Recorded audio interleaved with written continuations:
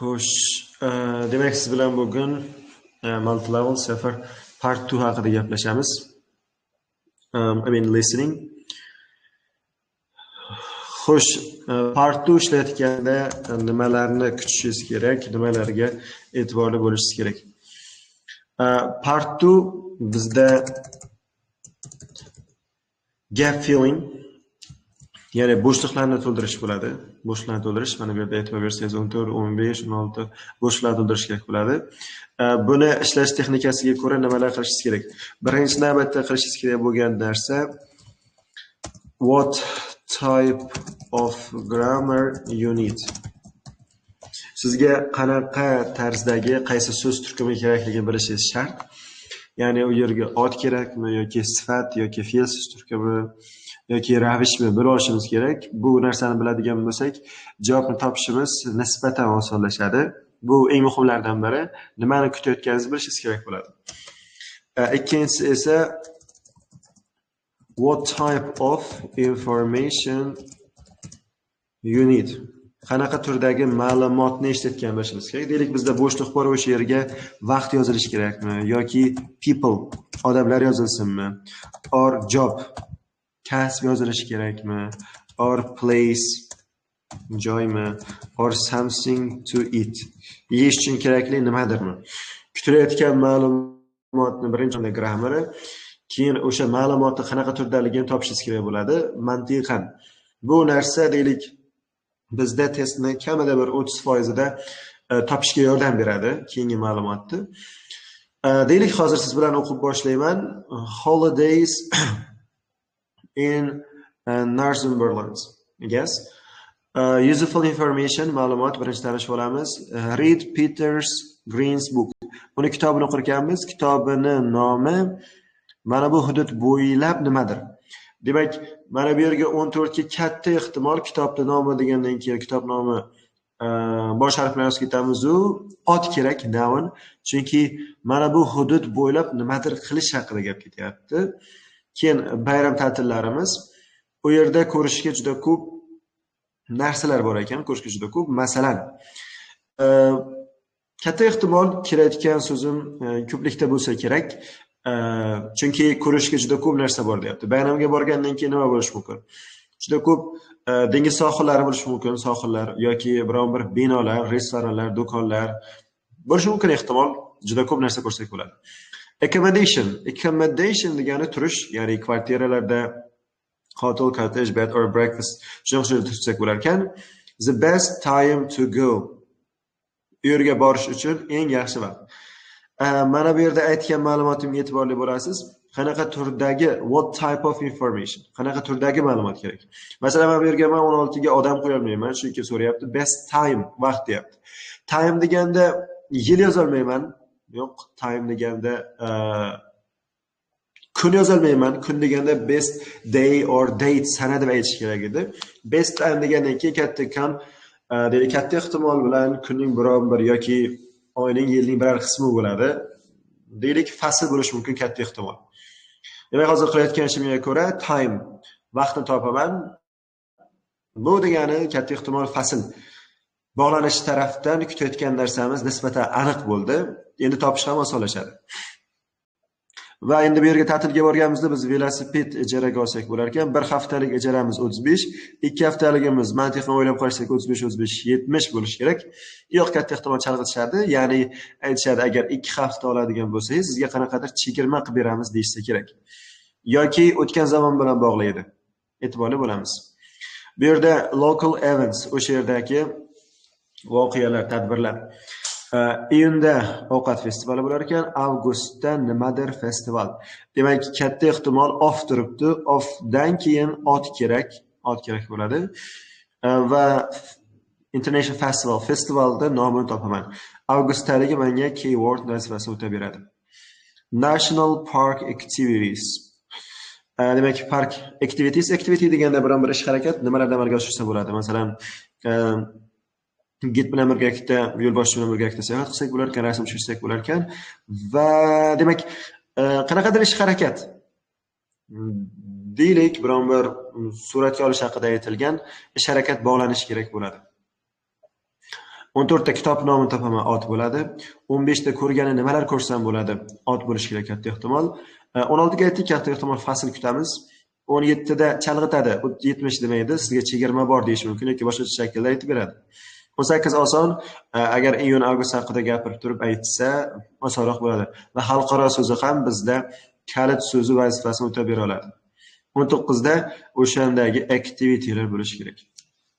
Xo'sh, umumiy aytadigan bo'lsak, multi-level listening part 2 nisbatan oson. Bu IELTS listening part 1 ga tushadi. Bilasiz, part 1 da IELTS da 10 ta savol bo'ladi. Multi-level da esa part 2 da 6 ta savolni tashkil etadi, nisbatan oson. Ko'pincha agar test ishlatgan bo'lsangiz, aniq ma'lumot topish kerak bo'ladi. Deylik, qanaqadir ism yoki biron bir payt mana bunaqa yoki biron bir joy nomini spellab bo'lishi kerak bo'ladi. Agar siz raqamlar bo'yicha deylik yoki biron bir ismlarni spellab bo'yicha muammo bo'lsa, shuni imtihondan avval tuzatib olish tavsiya qilinadi, chunki o'sha narsalardan kamida bitta savol tushadi. Ya'ni biron bir spelling bu degani topish kerak. Xato qilmaslik kerak iloji boricha. Imtihonning oson partlari, qolgan listening speakerlari, keyin extractlari nisbatan qiyin. Bu degani part 2 dan maksimal topishga harakat qilish kerak. O'sha aytganimdek oson. Javoblarni topguncha iloji boricha e'tiborli bo'lasiz. Mana bu keywordlarni o'qib olishimdan maqsad, deylik,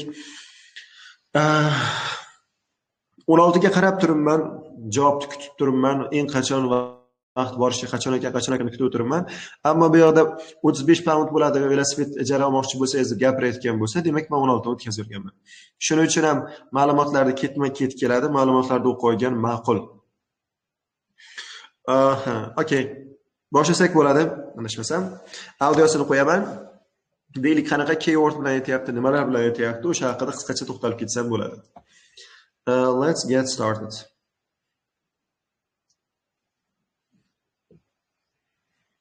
Good morning. This morning on holiday time, I want to tell you about the cycling trip I took recently to Northumberland in the north of England.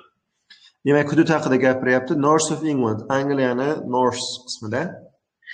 Before I went, I read a book by Peter Green whose kitob o'qibdi, endi aytadi. title is Cycling Around Northumberland. Demak, e'tibor bersangiz o'rtoqlar, javobi juda oddiy chiqyapti. Cycling around the Northumberland. Faqat mana bu yerda eng yaxshi kalitlardan biri, mana bu yerda kelayotgan so'zlarda sinonim sifatida keladi. Hozir audioda eshitishimiz bo'yicha qaysi so'z sinonim bo'ldi ekan? Whose title is Cycling Around Northumberland. Demak, title so'ziga bizda sinonim call it. Mavzusi, salohasi atalgan qismi bizda call it bo'lar ekan. Oh, sorry. Buni o'chirib qo'yamiz. Bu yerga borganda nimalarni ko'rsa bo'ladi? Ishlarikchi? Which I found really useful when planning. Buni bu kishi useful deb topibdi. Qachon desa planning. Biror narsani rejalashtirayotganda, o'sha joyga borayotganda planning yaxshi. Really useful when planning my route. Northumberland is a beautiful area of England and Beautiful. perfect for cycling. There is very little traffic on the roads and Little traffic. Bu yerda traffic kamroq bo'lar ekan. plenty to see and do. For example, why not visit a castle? Bu yerda plenty ko'p ko'rgan narsa bor. Why don't visit castle? Qasrlarga tashrif buyursangizchi. More of them are open to the public here than in More are open to public here. Bu yerda ko'pchiligi publicga, ya'ni public deganda tushunib olishingiz kerak, people. Odamlarga ko'pchiligi ochiq. any other part of the country. While I was there, I actually stayed in a flat. I stayed in a flat. Demak, u accommodation, turgan joy haqida gapiryapti. Kontekstga ko'ra, u yerda traffic kamroq bo'ladi, cyclingga juda zo'r joy dedi. Tashrif buyurishga ko'p joylar bor. Masalan, Castle'ga tashrif buyursangiz ham bo'ladi. Ularda ko'pchiligi aholi uchun ochiq dedi. Mana bu yerdagi why don't visit castle, more open public here. Demak, javobimiz castle. Ko'rishga ko'p joylar bor, masalan, qasr. Endi 16 da borish uchun eng yaxshi vaqt qachonligini topishim kerak. Mana bu yerda e'tiborli bo'lasiz, see fe'liga sinonim sifatida visit berilyapti. Tashrif buyurishga bo'ladigan, tashrif buyurmoq, ko'rmoq. In a castle, but there are many hotels, cottages or bed and breakfast places to choose from. In the summer, it is important to book in advance. Okay, o'rtoqlar, shu yerda chalg'itish. In summer, it is important to book in advance. In advance nima degani? In advance iborasi oldindan degani. Siz yozda uni allaqachon band qilib qo'ygan bo'lishingiz kerak. I recommend going in the spring. Okay. I recommend going in the spring. Bahorda borishni tavsiya qilaman. Bizda bu yerda recommend so'ziga synonym best time. Eng yaxshi vaqt. Demak, chalg'ituvchi so'z bizda chalg'ituvchi summer bo'lyapti. Summerda yozda uni biz booking, ya'ni band qilib qo'yamiz. Men tavsiya qiladigan vaqtim bahorda deb turib aytib ketyapti. Bu yerda summerning funksiyasi bizda shunchaki chalg'itish. I guess we can continue. Davom etsak bo'ladi. Bicycle. Bike qancha bo'ladi? Bir haftasi 35, 2 haftalik qanchalik topishim kerak? It is not so difficult to find somewhere to stay at that time of the year. You will find that some places are closed in winter. Aha. Closed bo'lar ekan in winter. Ba'zi joylari qishda yopilgan bo'ladi. Shuning uchun qishda borish tavsiya qilmayman degan ma'noda aytib ketyapti. Bizda o'sha springgacha qoldi. Most of the small towns in the area have cycling centres where you can hire a bicycle. A week's hire will cost £35. 2 weeks will be £55. Oson aytib ketdi, e'tibor bersangiz, 2 weeks will be £55. There is also a deposit of £50 which you get back when you return the bicycle. When there is a loan which you get back when you return £55. Of cycling centres where you can hire a bicycle. A week's hire will cost £35. 2 weeks will be £55. There is also a deposit of £50 which you... Deposit £50 bo'lar ekan. Bizga deposit so'ralmadi. Deposit deganda o'sha birinchi berib qo'yadigan summa. Bizda 2 haftalik oladigan summasi qancha bo'ldi? 55. 55 bo'ldi. Bu yerda 50 chalg'ituvchi, 50 bu deposit haqida gap ketyapti. Keyin javobni belgilaguncha mana bu pul birligi turibdi. Mana bu yerga agar pounds yozib qo'yadigan bo'lsangiz xato bo'ladi. Okay, endi bizda tadbir, avgustdagi tadbir topishim kerak. Back when you return the bicycle. Try to plan your holiday when there is a local event or festival happening. I went in June and was lucky enough to go to a festival of local food. Every August, there's an international festival of music. Okay, isn't it easy? Juda oson. Juda oson. International Festival of Music. You'll find something going on in almost every month of the year. You find something going on every month of the year. Ya'ni aytmoqchi, yilning har qanday qismida borsangiz ham nimadir davom etayotgan bo'ladi. Going on endi continue. Qanaqadir bayram tadbir bo'layotgan bo'ladi. 18 da music bosh harf bilan yozilishi kerak, chunki bu festivalning nomi. Ring the Northumberland National Park if you're interested in finding out about their activities. They have a program of guided walks, photography, hozir aytadi. Bird watching. Bird watching. Okay, bird watching. Ring them on 88. Shu raqamga chiqasin turib raqamni aytib ketyapti. Xo'sh, ko'raylik, bird watching bizda qo'shib yoziladi yoki ajratib? Just a minute. Bird watching meaning. Bird watching qarang qo'shib yozilar ekan. The practice of observing birds in their natural environment as a hobby. Qo'shib yozishimiz kerak mana Cambridge kanalida ham, o'sha veb-saytida ham ta'kidlayapti. qo'shib yozish kerak. Agar ajratib yozadigan bo'lsak, ikkita so'z bo'lib qoladi.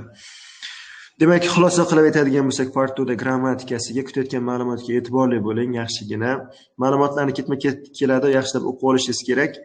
Agar bitta savol o'tkazib yuborsak, panika qilib qolmaymiz. O'sha tashlab ketaveraylik iloji boricha. Men keyingilarga ta'sir qilib qolmasin. So'z turkumini qanaqa turdagi ma'lumot topish muhim va masalan mana bu yerga cycling qo'ydim 14 ga. Cyclingdagi oldindagi college so'ziga sinonim keladi. Masalan mana bu yerda see so'ziga visit sinonim bo'ldi. Best time deganga I would recommend tavsiya qilgan bo'lardim dedi. Keyin savolda doim birorta chalg'ituvchi bo'ladi. 14-15 da chalg'ituvchi yo'q, ammo lekin 16 da chalg'ituvchi bor. Chalg'ituvchi deganda yoz haqida gap ketdi, keyin qish haqida gap ketdi. Ular chalg'ituvchi vazifasini bajardi. 17 da ham chalg'ituvchi bor, ya'ni 50 pound depozit to'laysiz dedi. Yo'q, bizga topishimiz kerak 2 haftalik to'lovini. 18-19 ham bitada yetib ketdi, ya'ni oson topish. 19 da yozilishda e'tiborli bo'lishimiz kerak. Xo'sh, shu bilan part 2 qismi tugadi. Yana iloji boricha ko'proq part 2 yoki part 1 haqida gaplashishga harakat qilamiz.